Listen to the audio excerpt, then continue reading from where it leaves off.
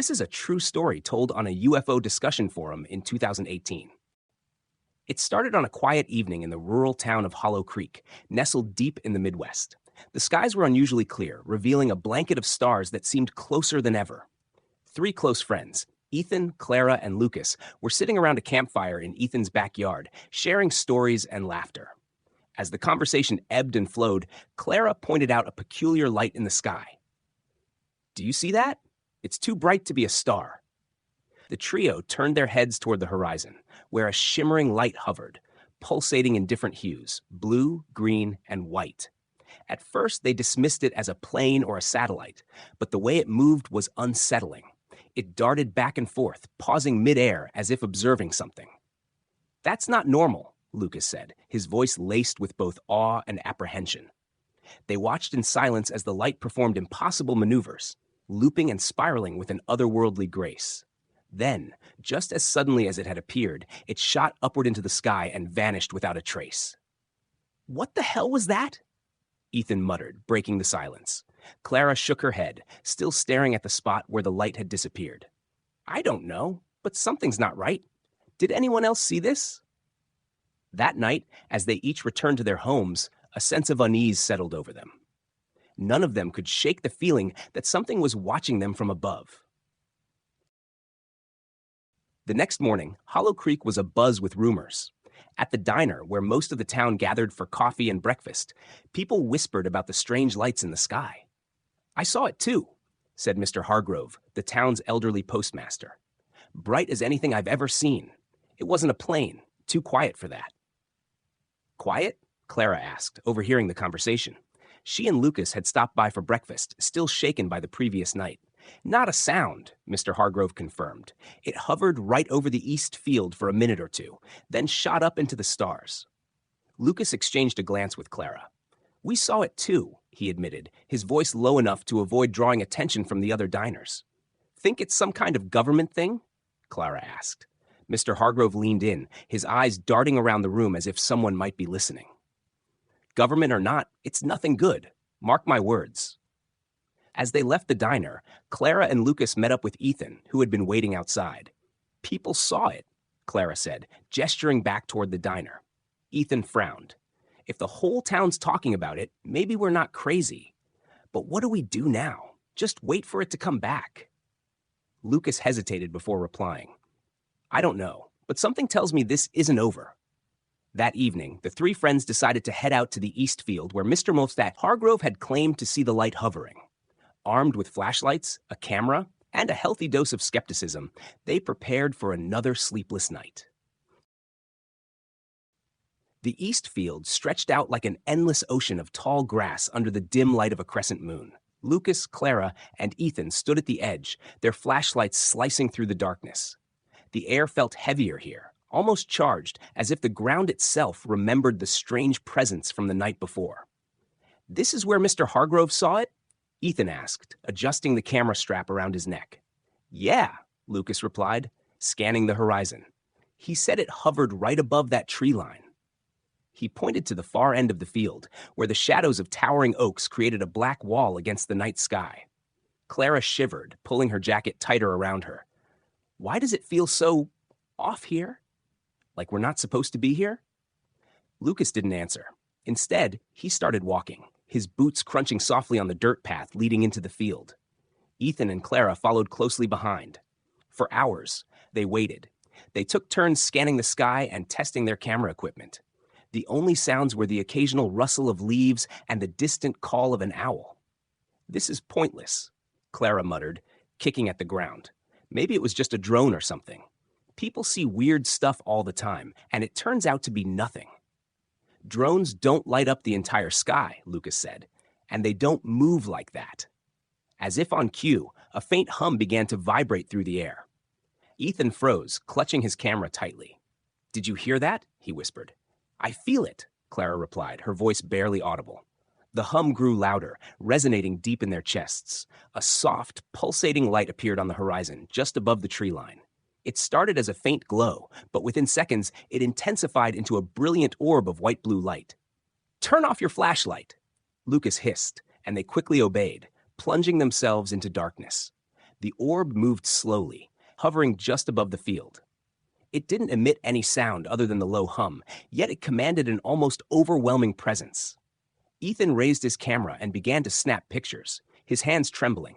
The light shifted suddenly, shooting up into the sky and then descending closer to them in a smooth, silent motion. Clara gasped, clutching Lucas's arm. "It's coming this way," Ethan whispered, panic creeping into his voice. They backed away, but the orb stopped abruptly, hovering just a few hundred feet from where they stood. For a moment, everything was still. Then, without warning, the light shot straight up into the sky, disappearing in an instant. Silence fell over the field once more. Lucas was the first to speak, his voice shaky. "Did you get it?" Ethan looked down at his camera, flipping through the shots. "I think so. I don't know what I got, but I got something." Clara's breathing was shallow. "Let's get out of here." None of them argued. As they hurried back to their car, the field behind them remained eerily quiet. None of them noticed the faint, glowing residue left on the grass where the orb had hovered, pulsing softly like a heartbeat. Back in their small motel room, the trio huddled around the dim light of a desk lamp. The tension from the field still lingered in the air, each of them trying to come to terms with what they had just witnessed.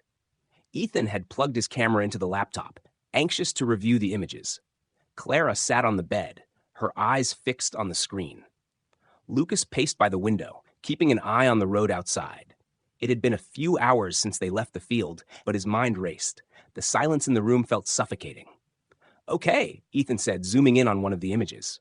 The grainy photo captured the light, faint, blurry, but undeniably present. The object had a shape, like a sphere, glowing softly against the backdrop of the darkened field. "That's it? That's all you got?" Clara asked, disbelief in her voice. Ethan frowned. "I don't know. I mean, it's hard to capture something like that in the middle of a field with just a basic camera. The resolution's not great, but you can tell it's there." Lucas leaned over Ethan's shoulder. He studied the photo closely. "It doesn't look like a drone. It's too organic, for lack of a better word. No drone moves like that." Clara shivered. "It felt like it was alive." Ethan scrolled through more pictures, but nothing seemed to show more than vague shapes or blurred streaks. He sighed, closing the laptop with frustration. "I don't know if this is enough to convince anyone." "You don't have to convince anyone," Lucas said, his voice tense. "We saw it with our own eyes." "I know, but..." Ethan paused. "What if we didn't see it the way we think we did? What if there's a rational explanation for all of this?" "There isn't," Clara cut in sharply. "It was real, Ethan. There's no explaining that." Lucas glanced out the window again, scanning the parking lot. His mind wouldn't stop replaying the moment when the orb hovered above them, so close that he could feel the air around it change. It was the strangest, most terrifying thing he had ever experienced. "I think we need to talk to Mr. Hargrove again," Lucas said suddenly. The room fell silent. Ethan and Clara both turned to look at him. "Why?" Clara asked, her brow furrowing. "Because he knows something," Lucas replied, his voice calm but resolute. "When we talked to him last time, he knew about the lights, and I don't think it's a coincidence that he mentioned it right before we saw the same thing. There's something going on here, and we need answers."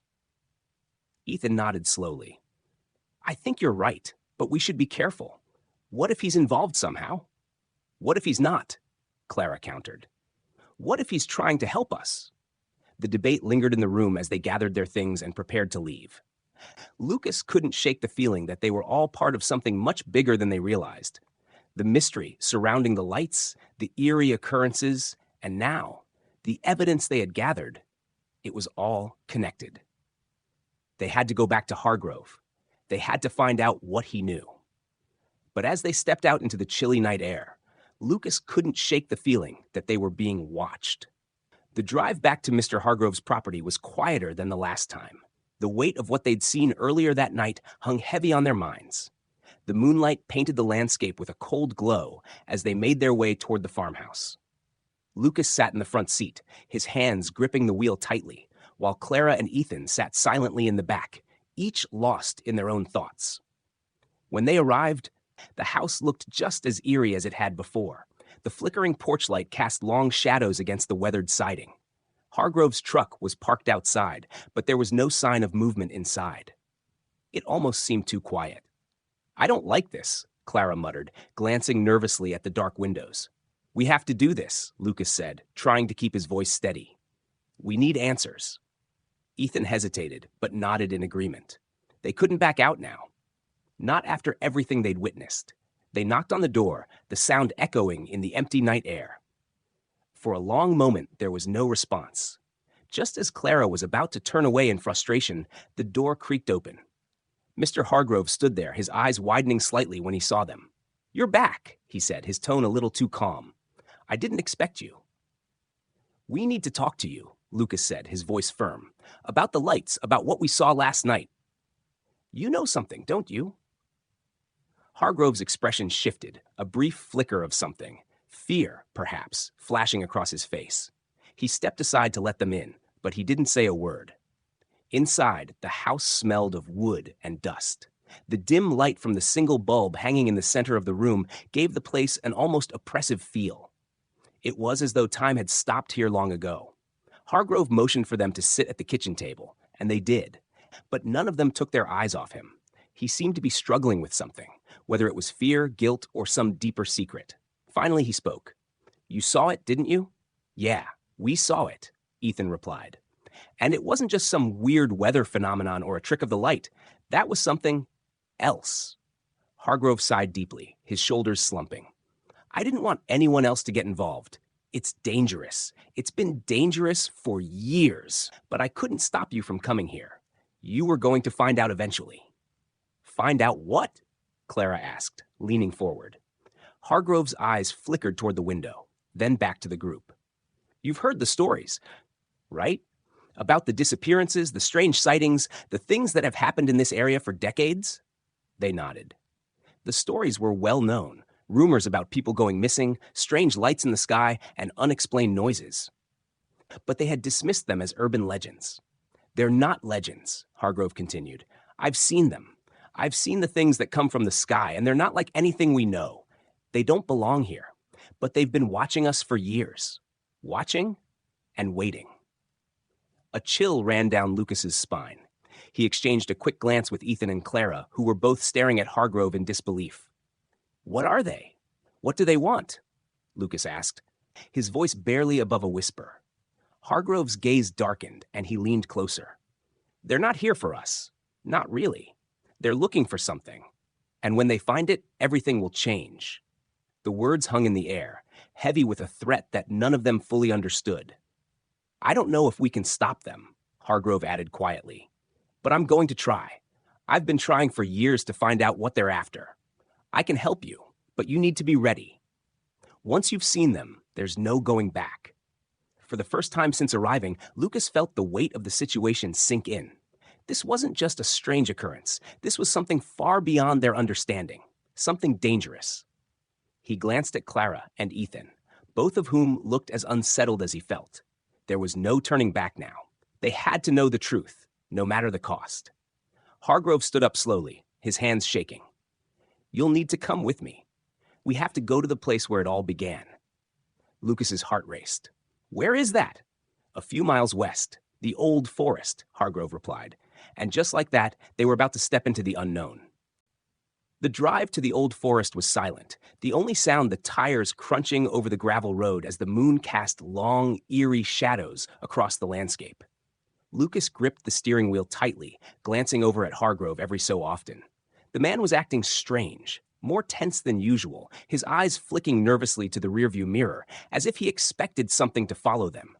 Clara sat in the back, her arms crossed tightly over her chest.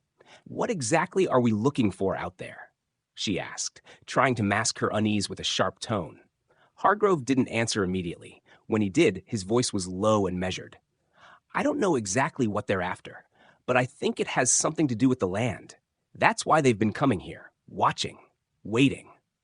Ethan, who had been quietly staring out the window, turned to Hargrove. "What do you mean by the land? What's so special about this place?" Hargrove was quiet for a moment, his hands gripping the armrests of his seat. "I don't know how to explain it," he said finally. "But whatever they're searching for, it's here, somewhere in these woods. The lights, the strange occurrences, it's all connected. The road began to narrow, trees pressing in on both sides. The further they drove, the darker it seemed to get, as though the trees themselves were blocking out the moonlight. It felt unnatural, almost suffocating, like they were driving into a place where time itself had stopped. Finally, after what felt like an eternity, they reached the clearing Hargrove had been talking about. The car rolled to a stop, the headlights casting long beams across the edge of the forest. The air was thick with tension, a stillness that felt as if the world had held its breath. "This is where it all started," Hargrove said, his voice barely above a whisper. He looked at each of them in turn. "Be careful. Whatever happens, don't let them take you." "Take us?" Clara echoed, her eyes wide. "Who's them?" Before Hargrove could respond, a sudden noise cut through the silence, an unnatural, distant hum that seemed to vibrate the very air. It wasn't the sound of wind or animals. It was something mechanical, something otherworldly. Lucas's heart raced. "What is that?" Hargrove didn't answer right away. He was already stepping out of the car, his eyes scanning the dark forest. "Stay close. We're not alone out here." The hum grew louder, more distinct. There was no mistaking it now. It was coming from the forest itself. Clara reached for the door handle, but before she could open it, Ethan grabbed her wrist. "You don't want to go out there." But it was too late. Hargrove was already walking toward the tree line, disappearing into the darkness. "Do you think we should follow him?" Lucas asked, turning to the others. "I don't know," Ethan replied, his voice shaky. "But we don't have a choice now, do we?" With one last glance at the eerie glow in the distance, the trio stepped out of the car, following Hargrove into the dense woods. The trees seemed to close in around them as they walked, the only light coming from the faint glow of the strange hum that echoed through the air.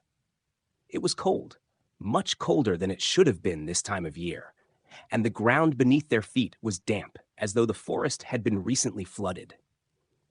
As they pushed deeper into the woods, the hum grew louder, vibrating in their chests, making it difficult to concentrate. The air was thick with the scent of pine and something else. Something metallic, like the tang of blood, though no blood was visible. Hargrove stopped abruptly, turning to face them. His face was pale, almost as if he had seen something that had drained the life from him. "We're getting close," he whispered. "This is where they come from." The trees around them rustled, not with the wind, but with movement, unnatural movement. Clara stepped back, a chill creeping up her spine. "What's out there, Hargrove?" she asked, her voice barely audible. Before he could answer, the humming sound intensified, and the air seemed to shimmer with energy. And then something moved in the shadows. They weren't alone. The shimmering air grew heavier, as if charged with electricity. Lucas felt the hair on the back of his neck rise, a primal warning that they were being watched. He scanned the trees, his flashlight cutting through the dense darkness, but the beam only seemed to emphasize the vastness of the forest around them. "Something's out there," Clara whispered, clutching Ethan's arm. Her voice trembled, but her grip was firm, almost painfully so. Hargrove turned abruptly, his finger pressed to his lips. "Quiet," he mouthed. The hum grew louder, oscillating between a mechanical whine and a deep, guttural vibration. The ground beneath them seemed to pulse faintly, as though something massive stirred below the earth. "Do you feel that?" Ethan whispered, his breath visible in the suddenly frigid air. Before anyone could respond, the trees on their left seemed to shift unnaturally. Shadows moved where no light should have cast them, darting between trunks in fleeting, fluid motions. "What is that?" Clara hissed, stepping closer to Lucas. Hargrove held up a hand to stop them. He crouched low, his eyes locked on the shifting shadows. "They're watching us," he whispered. "Who's watching us?" Lucas asked, his voice barely audible. Hargrove didn't answer right away. Instead, he reached into his jacket pocket and pulled out a small handheld device, its screen glowing faintly green. It emitted a soft, rhythmic beeping sound, which quickened as he turned it toward the shifting shadows. "What is that?" Ethan asked, his curiosity overtaking his fear. "It's a detector," Hargrove muttered. "Measures electromagnetic anomalies. These woods are full of them. I've seen it before, but never like this." The beeping grew frantic, and the hum reached a near-deafening pitch. Then, just as suddenly as it had started, the sound stopped. The forest fell silent, unnaturally so. No wind, no insects, no rustling leaves. I don't like this, Clara said, her voice breaking the stillness. Hargrove stood slowly, his eyes scanning the treetops.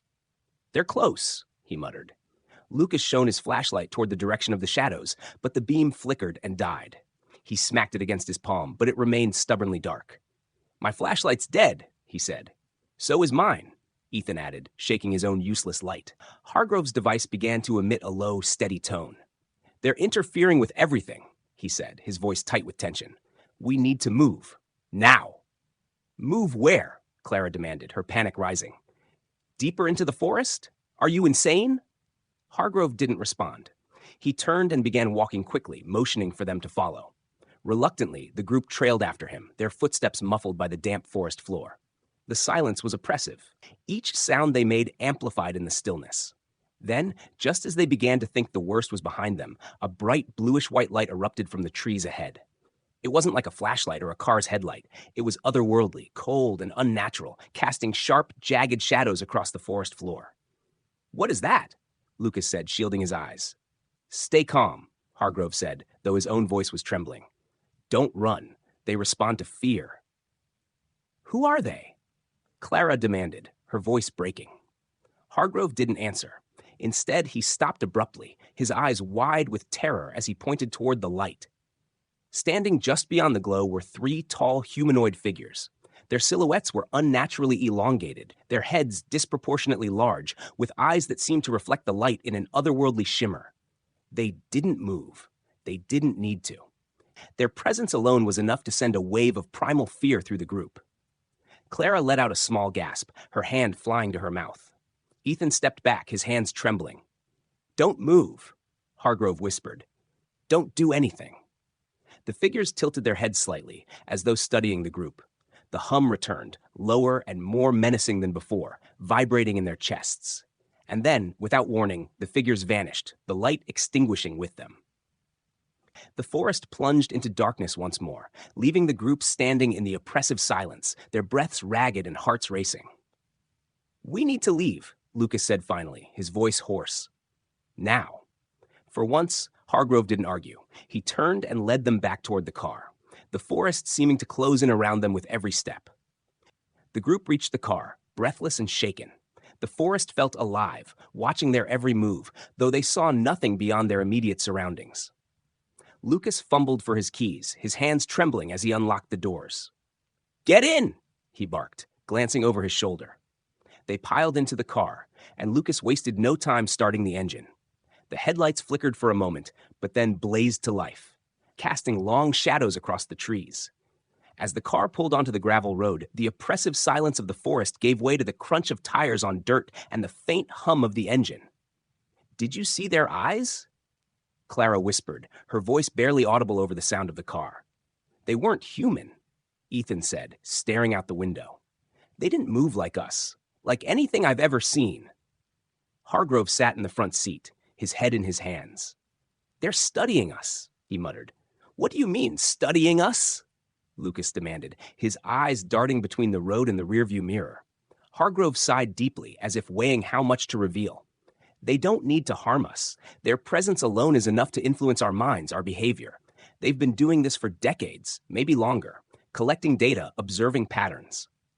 Why? Clara asked, her voice rising. Why us? Why now? It's not just us, Hargrove said. They've been watching humanity as a whole. But sometimes people stumble too close to where they operate. Those are the ones who notice, the ones who remember. The car rounded a bend, and the forest began to thin, the trees giving way to open fields. The tension in the car eased slightly, but the unease lingered.